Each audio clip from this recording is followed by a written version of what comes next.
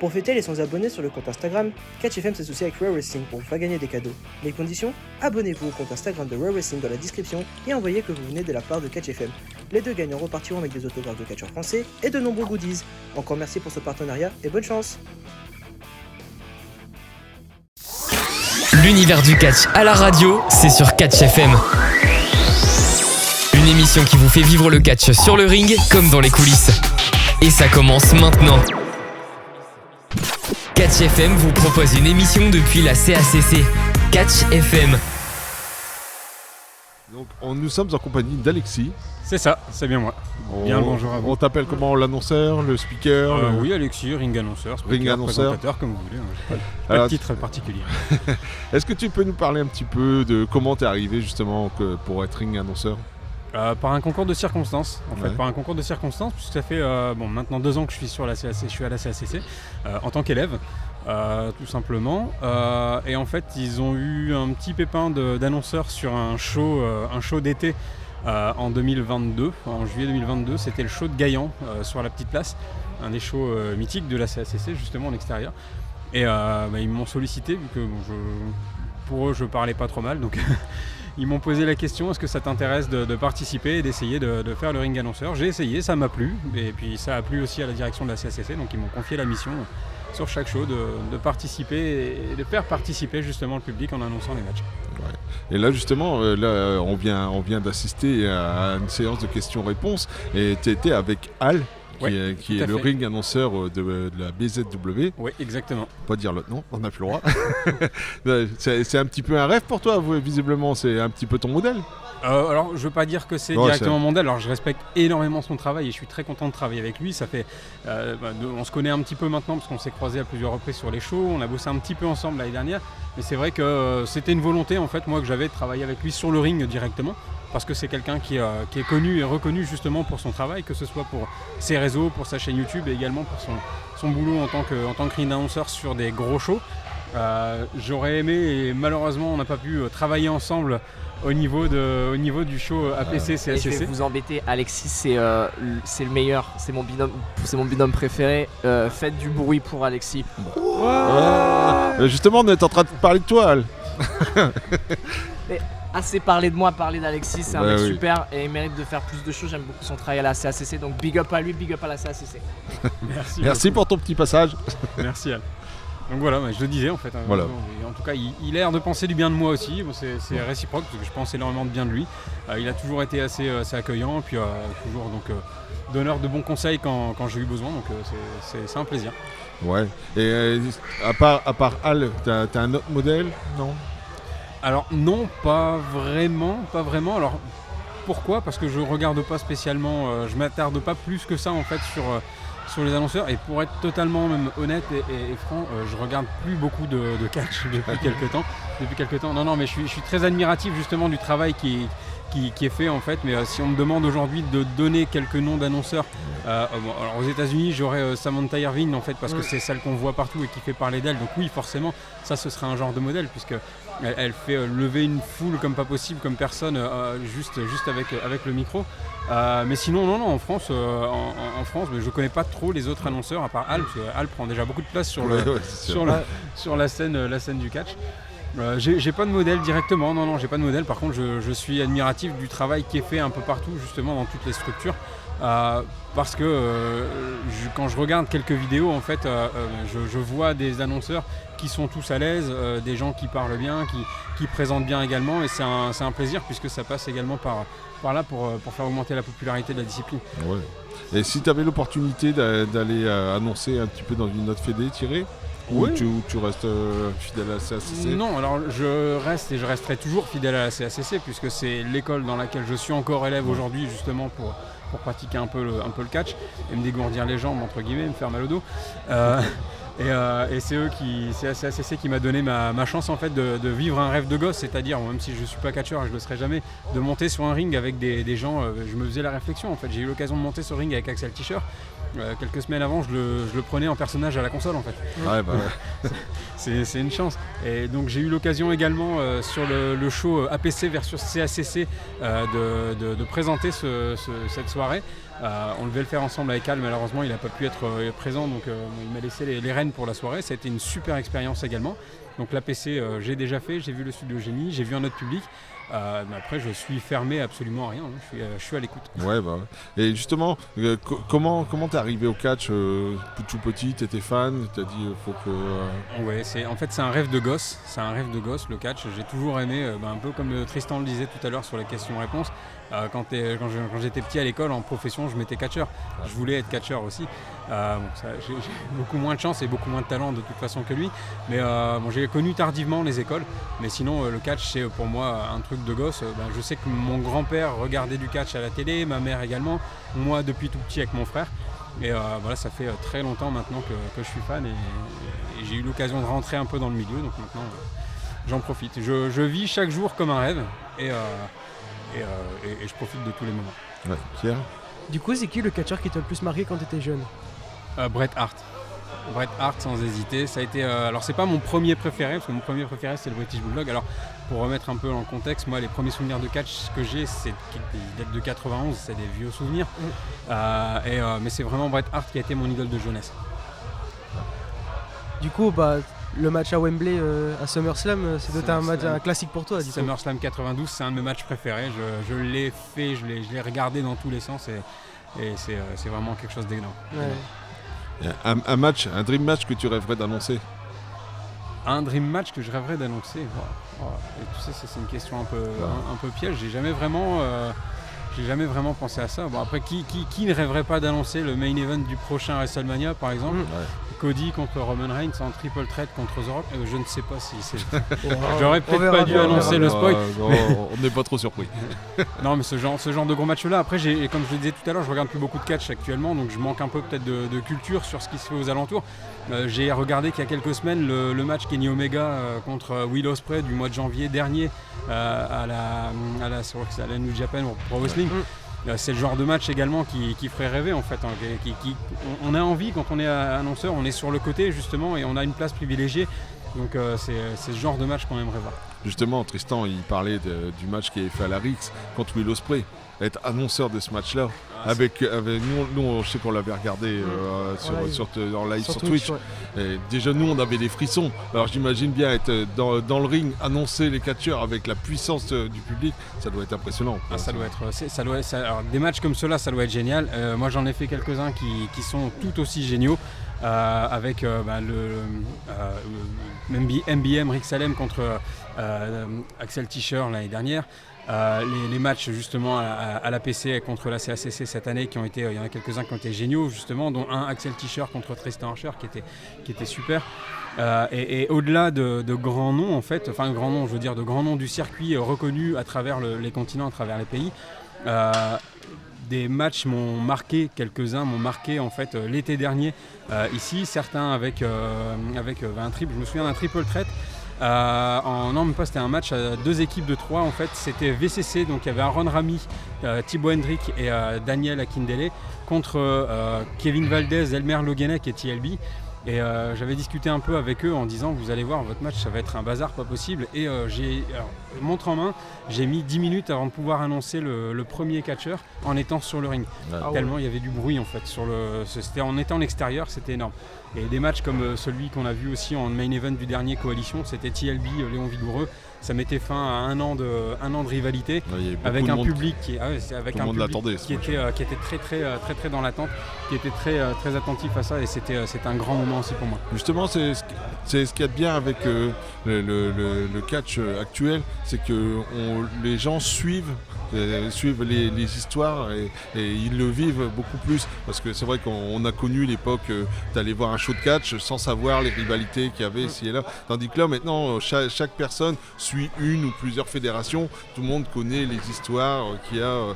C'est vrai que là sans faire de spoil, c'est assez marrant parce que on était à la BZW, donc on a vu Tucker contre Jacob Baddock, et là on les voit qui se serrent la main, donc tu vois c'est assez marrant quoi. Mais après c'est pas la même fédé, donc forcément il n'y a pas les mêmes histoires, mais justement je trouve que c'est bien que le public français suive ça quoi. C'est pas le même fédé, c'est pas le même contexte, mais ce qui est bien en fait, et c'est ce qu'on disait tout à l'heure et je me tuais à le dire, c'est que le catch que ce soit français, que ce soit européen, international, a vraiment, je pense, vit quelques-unes de ses plus belles heures actuellement. Et c'est pas terminé, puisqu'on a des générations extraordinaires qui ont déjà quelques années d'expérience, comme Aigle Blanc, Kouro. Et puis on a tous les jeunes qui poussent, en fait, comme on voit, donc ceux qui étaient présents sur le pré-show cet après-midi, ceux qui seront encore là ce soir et ceux qui seront là demain sur la carte principale des shows. On a vraiment de belles années devant nous, et donc à travers les fédérations, ce qui est bien aussi, c'est qu'ils voyagent. On a aussi cette chance aujourd'hui d'avoir les réseaux sociaux qui bossent beaucoup gratuitement pour nous, entre guillemets, puisque les fans peuvent poster quelques vidéos, quelques stories. Les fédés postent également quelques vidéos, quelques stories. On voit les affiches, on voit les annonces. Donc tout le monde parle, tout le monde fait parler, en fait, et ça permet de suivre un peu nos catcheurs à travers les fédérations, à travers les continents même. Et c'est vrai que toutes les fédérations se tirent vers le haut en ce moment, quoi. Oui. C'est vrai qu'on est loin, sans être péjoratif, on est loin des catchs du casque, quoi, où on posait un ring et les gens ne connaissaient pas le catch et ne savaient pas qui mettait dans le ring. Tandis que là, maintenant, il y a vraiment des vraies histoires qui se construisent, et chaque fédération, on le voit, rien qu'ici, vous avez fait un effort sur le stage, tout ça. Chaque fédération, la BZ c'est pareil, la RIC c'est pareil. C'est vrai que on est vraiment... Même au niveau de production, à l'époque c'était pas filmé ni rien, maintenant il y a un gros travail qui est fait là aussi pour ouvrir le catch à tout le monde. Ouais, c'est vrai. C'est ça, et en fait c'est pour ça que je le dis, et le catch vit, je pense, ses meilleures heures, parce que ce soit en catch américain, que ce soit en grosse production, en gros budget, ou même en fédération comme la nôtre, en fait, parce que le catch en France n'a pas la même aura que dans les autres pays, qu'aux États-Unis ou au Japon. On a la chance de pouvoir avoir des fédérations comme la nôtre, ou comme les fédérations voisines, tous les confrères, qui font de l'interfédé. En fait, déjà il y a des talents qui peuvent aller un peu partout, être bookés un peu partout, et ça permet aussi, parce que tu parlais du catch de foire, et ça qui est marrant, ça permet aussi, la popularité du catch actuel nous permet de pouvoir continuer de créer des histoires sur des shows de foire, des shows de Ducasse, puisque le public aujourd'hui a beaucoup plus de connaissances, et peut nous suivre beaucoup plus facilement. Ça fait que ça facilite la création justement de storylines assez sympa. Pierre, moi je pense qu'on est bon. Ouais, écoute, on va pas te retenir plus longtemps. On essaye de faire des interviews assez concises parce qu'on sait que c'est assez speed. Donc écoute, Alexis, merci beaucoup. Merci à vous, c'est un vrai plaisir. C'est un plaisir partagé. Ouais. Et puis longue vie à Banquise FM. Ouais, merci. Allez, bon show. Merci beaucoup. Salut. Nous sommes de retour à Douai pour continuer les interviews. Nous sommes en compagnie de Jazz Paris. Bonjour, c'est moi. Bonjour. Alors, il paraît que j'ai rien à dire, que tu vas parler tout le temps. Exactement, enfin, c'est ce qui s'est dit en tout cas. C'est ce qui se dit, c'est ce qui dit. Donc, est-ce que tu peux un peu te présenter, s'il te plaît ? Alors, je suis Jazz Paris, donc je suis une drag queen catcheuse, rappeuse. Donc en fait j'ai vraiment une partie vraiment qui est sur scène, où en fait je crée mes propres chansons, je les performe sur scène, voilà, donc je fais comme un peu sous forme de concert un petit peu. Et donc une autre partie donc qui est partie catch, donc en fait je me revendique comme étant la première drag queen catcheuse en France, étant donné qu'on n'a pas encore eu vraiment ce genre vraiment de profil, on va dire, de drag. Enfin, on a eu Alexis Maria qui était plus on va dire une personne qui se considérait comme queer, qui aimait ce côté féminin, et moi je veux en fait un peu revendiquer ce côté drag queen, parce que c'est un monde en fait que je trouve extrêmement intéressant, que vraiment je suis fendu de ça depuis ça fait pas très longtemps en réalité, et je fais un peu un lien entre le catch et le drag, parce que je trouve qu'il y a beaucoup de ressemblances en fait, et je me suis dit pourquoi pas intégrer ce concept là au catch. Et justement, comment t'es fan de catch depuis tout le temps, ou c'est juste parce que tu trouvais que le concept il collait à ton personnage? À la base j'étais fan de catch depuis tout le temps, donc je regardais en fait surtout les catcheuses américaines. Moi je regardais beaucoup Kelly, Maryse, voilà, c'est vraiment l'époque diva, c'était mon époque préférée, enfin voilà. Et, ça. On va faire une photo comme ça. Ouais, comme ça, on prend une photo ensemble après. Comme ça ils ont un visu de la personne. Et en fait après, j'ai continué de regarder. C'est vrai que par la suite j'ai découvert le drag, donc avec RuPaul's Drag Race dans un premier temps, mais jamais sans suivre vraiment en fait. Enfin, je regardais, je trouvais ça très intéressant, mais j'arrivais pas encore à m'identifier. Et par la suite,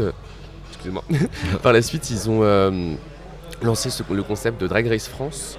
Et en fait, j'ai découvert la scène drag française par la suite, en fait, on va dire indirectement, parce que j'avais une amie qui justement était dans ce milieu-là, et je me suis dit ça allait être que c'était assez intéressant, en sachant que j'avais découvert ça donc à Berlin dans un premier temps, donc j'étais déjà familier, on va dire, au show de drague.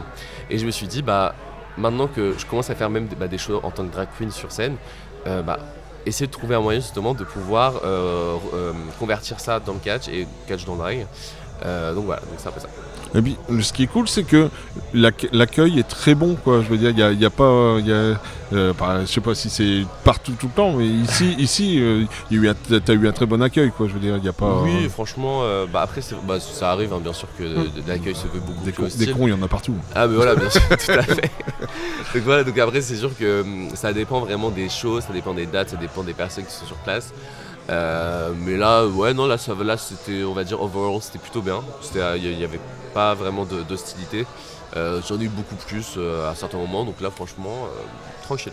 Ouais. Du coup, tu dois en jouer, je pense.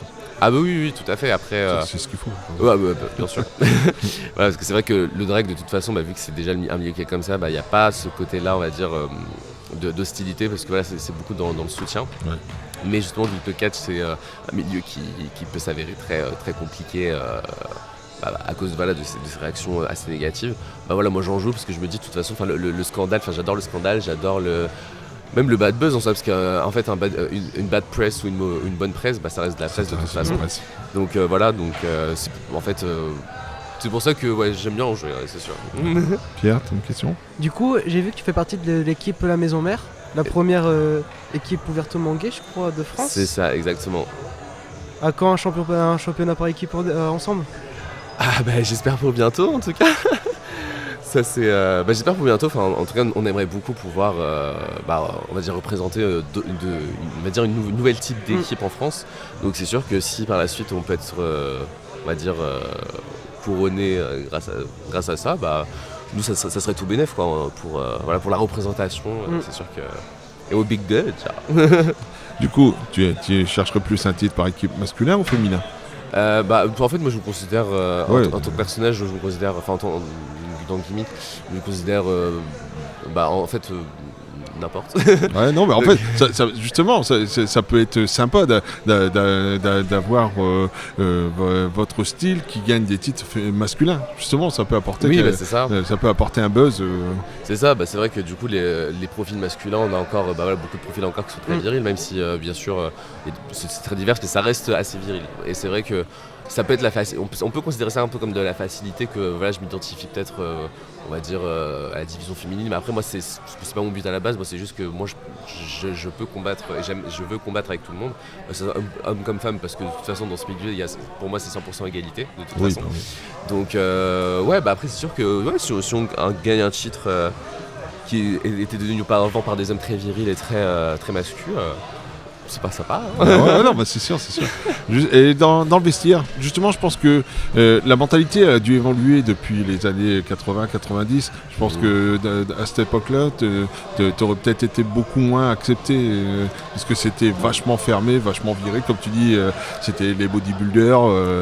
C'est ça. Et du coup, là, maintenant, tu dois plus avoir aucun souci, je pense. C'est vrai qu'au début, j'avais peur parce que on sait jamais ce qui se passe, hein, de toute façon. Parce que ça reste quelque chose de frais, hein. C'est assez compliqué à assumer. Donc moi c'est vrai qu'au début quand j'ai recommencé les entraînements, parce que je catchais en 2014 j'avais arrêté parce que j'étais encore jeune et tout, je me suis dit que je voulais un peu découvrir d'autres choses, et c'est vrai que quand du coup j'ai repris par la suite avec mon projet de mixer le drag au catch, je me suis dit on va voir, de toute façon on va voir. Et c'est vrai qu'au début j'ai un peu caché justement les envies que j'avais et tout, même si j'avais déjà lancé mon Instagram en amont, j'avais pas attendu mes premiers bookings, j'ai directement lancé mon image en ligne et tout.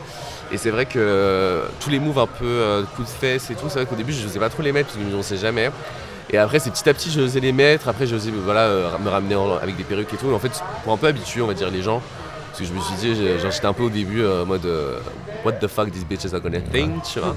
Mais après maintenant je suis en mode de toute façon au pire on s'en fout, tu vois. Donc c'est vrai que maintenant quand j'arrive dans un nouveau pays et je sais pas, je dois rester peut-être quelques mois et tout. Je me soucie plus vraiment de ça. Et puis après, du moment que je pense qu'il y a du respect, il n'y a pas vraiment de gros problèmes, on va dire. Pierre, dernière question. Moi, je crois pas. Non, je pense qu'on est bon. Bah écoute, on te remercie d'être passé à nos micros. Ouais, c'était super intéressant. On te souhaite une longue carrière. Merci beaucoup. On vous souhaite avec ton collègue de pouvoir avoir des ceintures par équipe. Ça serait Même frais. en solo. Hein. Même en solo, mais ça serait très frais et on te souhaite que du bien. Merci beaucoup, c'est vraiment plaisir et merci du coup pour cette interview. Merci. Allez, salut. Et nous sommes toujours de retour sur Banquise FM dans l'émission Catch FM. Le show vient de se terminer. Enfin, ça fait un petit moment qu'il est terminé. Et on est en compagnie de Kevin Valdez. Bonjour. Bonjour Kevin, comment vas-tu? Fatigué, Alors, fatigué, plein d'émotions. Ouais. Le stress est redescendu. On va expliquer un peu le contexte. Yes. Donc, tu as eu un match contre El Hero. Hero del Dr Wagner Jr. Ouais. Déjà, c'est pas n'importe qui déjà. Ah non, c'est l'un des 10 champions les plus puissants de l'histoire actuelle du monde. Ouais. Qui est champion de la Noah. Tout à fait. Ce qui est pas n'importe quoi non plus. C'est pas n'importe quoi non plus. Et c'est pas n'importe qui. Et c'est pas n'importe qui. C'est une belle bête. Ouais, c'est un beau bébé, effectivement. Oh oui. Et le truc qui était cool, c'est que vous aviez une histoire parallèle commune. Commune, oui. Lors du dernier, on a discuté à BZ la dernière fois. Je suis catcheur 3e génération et lui aussi, c'est pour ça qu'il s'appelle El Hero del Dr Wagner Jr. Je pense que si vous avez la chance de pouvoir l'interroger, il vous expliquera tout. Et moi aussi, bien sûr, parce que c'est, comme j'ai expliqué, c'est mon grand-père, mon père a catché, donc sans le savoir, entre guillemets, on le sait par rapport au nom, mais sans le savoir, c'est vrai qu'on a la même histoire. Ouais. On est tous les deux sortis, on est tous les deux des enfants du ring, quoi. Donc, on parle de lucha, on parle de pro wrestling, on parle de tout, du business en général. On a la même histoire. Ouais, à part que moi, je suis français et mexicain. Voilà. Non, mais c'était beau le respect qu'il y avait entre vous deux. Ouais. C'était vraiment, franchement, très beau match. C'est mon meilleur match pour moi de ma carrière, émotionnellement déjà, mais aussi je pense que in-ring, en parlant, on verra les vidéos, mais je pense que je pense aussi. En fait, il m'a fait sortir le meilleur, en fait ce que j'attendais depuis longtemps, en fait, sortir le meilleur de moi-même, et ça a fait fermer beaucoup de bouches aussi. Ouais. Voilà, donc petit message un petit peu, donc excusez-moi, voilà. mais c'est un peu l'émotion. Je suis un peu entre deux eaux là, donc. Comprendra. Ah non, mais il y a eu, c'est bien parce que les personnes qui ont critiqué le choix du match, qui je respecte, n'est pas de moi, comme j'avais dit au dernier truc. J'ai un peu subi les événements, mais oui.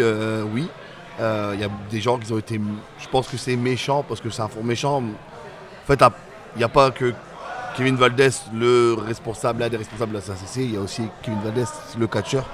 Et ça passe souvent à travers ça passe souvent à travers. Et on pense plutôt aux promoteurs qu'aux catcheurs. Donc, même quand je demande des bookings, ailleurs. Ouais. On me demande souvent, on parle. Mon kéké, je suis fier de toi, mon kéké. Ah, je t'aime.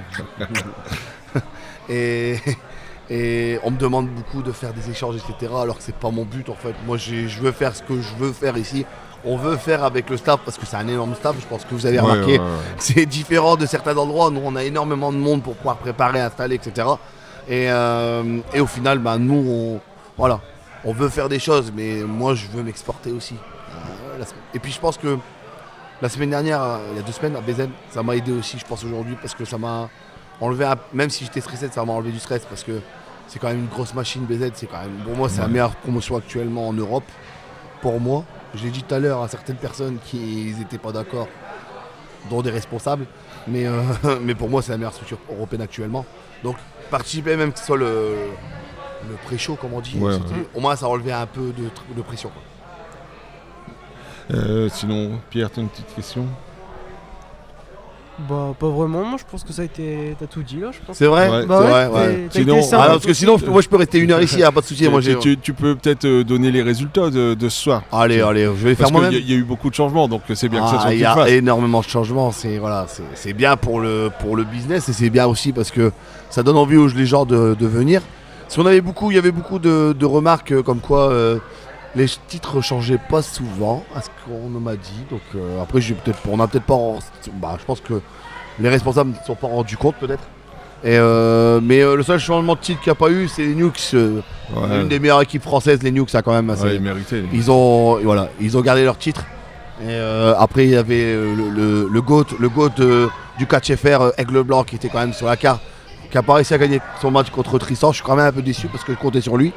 Et ça a fini en double décompte à l'extérieur, c'est ça, monsieur Aigle? C'est ça. Ok. Il y a eu un changement de titre. Le premier, c'est Jacob Vadok qui a été rajouté à la dernière minute, qui s'est rajouté lui-même, a gagné le titre France contre Galeno Del Mal, contre Ricky Sosa, contre Nate Prince, contre Morphée et contre le champion A-Buck.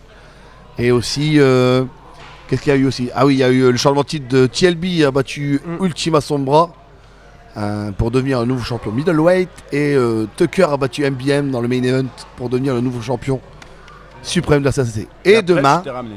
après je me suis ramené parce qu'à un moment il fait pas ce qu'il veut, le bougre. C'est toi le chef. Et après, il y a un autre monsieur, qui fait la révolution, je sais pas, qui est arrivé. Et puis après, il y a The Goat qui est arrivé. En fait, si Tristan revient alors qu'il m'a pas battu, je vois pas pourquoi je je l'aime suis pas. tout à fait avec toi. Je suis d'accord. Tu vois, si j'avais été promoteur, j'aurais dit la même chose. C'est bizarre. Ah non, je vois pas de quoi vous parlez, monsieur. Donc on peut préciser qu'il y a quand même Aigle Blanc et Kouro qui nous ont rejoints. Kouro qui est derrière moi. Ouais. Kouro, je vais te laisser ma place, Kouro. Waouh. Oh, mais on va faire. C'est parti, bonjour à tous, on est revenu à l'émission. Alors, Catch FM, c'est ça? C'est ça. En direct de la salle de la CCC avec deux excellents catcheurs français. Après, on peut dire The un truc, Goat. c'est genre, The Goat, Aigle Blanc. disons la vérité, genre Kourou il a gagné son match, donc c'est le meilleur. Yeah. Ok, ouais, très Yeah, bien. ouais, parce que là, il y a que des losers ici, je Donc crois. moi j'ai pas perdu non plus. Exactement. Après il y a un mec ici il a perdu genre. Oui. Qui J'ai a pas- perdu? Moi, j'assume. Il a J'assume perdu. entièrement la responsabilité de cette défaite. Et Après, il y a monsieur Kouro, Mr. Hype. oui, Ah, c'est moi toujours. ah. La radio viendrait être hype. On est à un niveau de hype au-dessus de 9000 Catch les hype. jeunes. Ah, Catch Catch hype, hype catch hype, catch hype FM. C'est Catch FM. Exactement, on vient de Du renommer coup, la moi je radio. demande à Kevin, tu sais, j'en profite, je fais genre c'est moi l'interview. Yes, Vas-y, T'as vas-y. pensé quoi de ton match du coup? C'est quoi l'expérience que t'as enregistrée? Exceptionnel. C'est le meilleur match de ma carrière pour moi. La pression est descendue. Monsieur qui est là debout, il me fait un peu mal au cœur d'être debout. Faut ramener une chaise s'il vous plaît, monsieur. Est-ce que. on peut ramener une Quel est chaise. votre prénom, monsieur? Nate. Votre prénom? Rudy. Rudy. Une chaise pour Rudy! S'il vous plaît. Oh Nate! Une chaise pour. Nate! Non, pas lui. Je suis un loser aussi. Lui. Ok, ouais, Nate il a perdu lui Il a aussi. perdu aussi. Et donc oui, c'était et franchement c'est exceptionnel. Après je comprends ce que c'est d'affronter des guests toutes les semaines, hein, monsieur. Monsieur Aigle Blanc, C'est toujours, monsieur guest en fait. c'est- De toute façon c'est ça. Alors, quand on fait un sondage, dès qu'il y a un guest, le premier nom qui sort, Aigle Blanc. Voilà. Ah, t'affrontes non Aigle Blanc. Aigle Blanc. Voilà. Je pense que même s'il y a ça me des. déçoit jamais. Ah puis il y a quand même Même des les Hall of Famer, Aigle Blanc. Voilà. Undertaker, Aigle Ouais, Blanc. voilà. Undertaker, Aigle Blanc. Triple H. Aigle Blanc. Il y a quand même des gens qui ont été capables sur une vidéo YouTube de dire que Aigle Blanc n'a pas de charisme et a perdu contre un vieux japonais sans Qui a charisme. osé? Qui a osé? Je donne pas de nom. Vieux japonais. Oui, un a vieux osé? japonais. Je vous montrerai les vidéos, Encore les gars. parce que j'ai pas de Les charisme, gars, je c'est montrerai une les vidéos. Ce soir, on regarde la vidéo, je vous montrerai. Ah non, je veux voir ça. Je Ah, veux c'est voir ça. honteux, ça. honteux. C'est C'est pas un de crime. C'est une chose. C'est un crime. Non. Dire vieux japonais. Aigle Blanc n'a peut-être pas de charisme. Sans Ok. charisme. Pardon gros, t'as dit quoi? Eh, Non, excusez-moi, non, je me suis trompé. Sans charisme. Un Sans. vieux, Ah, vieux c'est japonais sans sans charisme. charisme. Eh. Son charisme est inexistant. Tout à fait, Genre là, tout à je fait. regarde Aigle Blanc, je vois pas de charisme. Non, Je vois rien. je parle de Minoru Suzuki. Mino. Ouais, le monsieur en question a dit. Oh là là. C'est quand même honteux. Que Oh là Minoru là. n'a pas de charisme. Oui, Oh là là. un vieux japonais sans charisme. Minoru peut nous tuer, nous 4 à cette table. ouais. Nous 5. Regarde à Bakelbo. En même temps. En même temps. Un bac. Pierre, t'avais une question pour Aigle Blanc? Ouais, t'as vu? Laquelle? Justement par rapport à Minoru Suzuki. Justement par rapport à Minoru Suzuki. Ah ouais. Du Je laisse coup- des intervenants intervenir dans mon émission de radio, les gars. C'est Exactement. Bah du coup t'as perdu ton match, Oh là. mais c'était assez serré quand même. Mais est-ce que tu vas faire pas une sorte de heel turn? Parce que bon, peut-être un arc de rédemption, peut-être C'est quoi le heel turn, gros? Je suis pas. je sais pas, mais peut-être un arc de rédemption. Non, moi j'ai pas l'impression que j'ai besoin de changer parce que j'ai tout donné dans le match et je suis fier de ce que j'ai donné. Je suis pas déçu de ma prestation ou frustré de quelque chose. J'ai donné tout ce que j'avais à donner et je vais juste continuer de la même façon. J'ai toujours fonctionné comme ça c'est toujours bien passé. Même dans la défaite, j'ai eu le respect de mon adversaire quand même. Et c'est déjà, je trouve, quelque chose de gros. Oh, tu t'es fait marave après la fin Ouais, quand même. ça, on l'a pas vu. Ça. Non, mais honnêtement, genre, je peux pas être malheureux de ce qui s'est passé, être frustré. Moi, je suis très heureux de ce qui se passe pour moi et c'est juste de l'expérience à prendre. Parce que j'ai l'impression que t'étais un peu plus agressif ce soir. Bah, ce soir-là, bah après, c'est Tristan en face. Ouais. Et, T'es un vieux. Obligé. et Tristan, ça fait 10 ans. Lui, c'est un vieil homme avec charisme, pardon. Ça fait 10 ans que je le vois, au bout d'un moment, faut faut finir la briser le vieux. Mais moi j'ai vu le match en direct. J'ai eu la chance de voir le match. Et franchement, je le dis, et respect à toi, je te le dis souvent, parce qu'on se parle de temps en temps, même si on se voit pas souvent. Pour moi, tu dois être un exemple pour beaucoup de jeunes. Pas pour moi. Parce que non, excuse-moi. Ce que Catch FM ne sait pas, c'est que moi j'ai connu Monsieur Aigle Blanc à 16 ans, il est venu à la CACC à 16 ans. Eh ouais, vous avez vu la formation, la news du soir. Alors sérieusement, c'était pas la même CACC, c'est vrai, je vous le dis. Alors ouais, c'est pas la même CACC, c'est pour les poteaux, c'était pas les mêmes, il y avait rien. C'était mort-vivant. Et je suis revenu, je crois, genre 5 ans après. Ouais. Plus du tout la même fédération. Et là, encore après le Covid, vu ce soir, ce qui s'est passé, pour moi, c'est le meilleur show de l'histoire de la CACC. Franchement, j'en suis sûr et certain que oui. Franchement. Genre, parce que tous les matchs étaient qualitatifs. Ouais. Et tous les, il n'y a pas un match qui, en fait, il y a pas un match qui est en dessous des autres. Et même la visibilité et tout, le niveau média et tout, franchement, vous gérez vraiment. Ouais. Donc vous êtes vraiment investi. Donc je trouve que vous avez vraiment step up ces dernières années, comme tu as dit, depuis la reprise du Covid. Après, on a aussi des exemples là aussi. Non, mais c'est vrai que en France, l'APC, Rix, BZ. Il y a un moment, si tu mets pas un peu du tien, je pense que c'est ça, on va dire. Il y a un moment, tu finis derrière et puis personne ne vient. Tu vois, souvent, les gens ils citent les 3 que tu as dit en plus premier. Grosse. Et après, ils parlent de plus en plus de la CACC, de HCP, c'est les deux. Dans le sud, ça monte bien aussi. Ils disent ok, on a les bases et il y a d'autres fédérations qui commencent à pousser petit à petit et ça booste à chaque fois. Tout le monde se tire vers le haut, ce qui est bien, parce que c'est ça, en fait. parce qu'il n'y avait pas ça avant, quoi. Il faut se dire aussi que le. Je vais tenir le micro comme ça, en fait. C'est ton style, c'est ton style. Mr. Kennedy. Et je pense aussi que la chance qu'on a en France, c'est qu'on a, par rapport à avant, on avait 5, 6, 10 dizaines de catcheurs réputés et bons. Maintenant, il y en a une trentaine, une quarantaine dans toute la France en général, même s'il y a des endroits qui a plus de monde d'autres. Mais c'est vrai qu'on a la chance maintenant en France d'avoir beaucoup plus de talent. Donc automatiquement, les choses en ressort et les structures fait que monter. Après, il faut choisir les bonnes personnes, il faut s'entourer des bonnes personnes. Chose que j'ai pas fait souvent, mais dernièrement là. Je pense que aussi là, ça c'est quand on voit le staff, etc. J'ai rien à dire. Moi, je vis mon rêve, moi. Très bonne énergie. Moi, je vis ma best life. Ouais, on va laisser la place au vrai, superstar. Alors, El Luchador. Dans Catch FM ce soir. Ah ouais, on peut rester, on va parler. Nous on y va. Allez, merci beaucoup d'être venu à notre émission. Merci à vous. Le catch français. Voilà, supportez le catch français, soutenez-le, achetez, faites tout s'il vous plaît. Hashtag hype. Le mouvement hype est en marche. Yes. We want hype. Yes. Même aux États-Unis maintenant en plus. Exactement. Congratulations. Thank you so much. Merci, j'ai des fans qui sont là. Allez, à bientôt, merci. À bientôt. Ouais, tu peux le faire en français parce que si c'est des Français qui écoutent, elle va translater. Ouais, bonsoir, du coup moi c'est Sabrine et je vais tout traduire. Voilà. Je vais essayer de traduire au mieux. Voilà. Tu viens d'une grande famille, d'une grande legacy du catch mexicain. Est-ce que c'est dur de créer son propre nom parmi ta lignée? Vienes de una familia muy famosa de lucha libre mexicana. Si nos puedes decir si es difícil creer, o sea, poner tu propio nombre como luchador.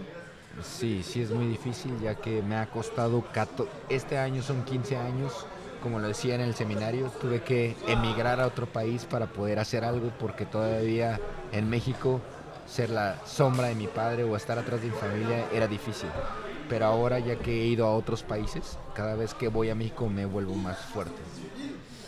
Oui, en gros, il dit que c'est très très très difficile parce qu'il vit dans l'ombre de son grand-père et de son père qui sont quand même très très très très connus au Mexique.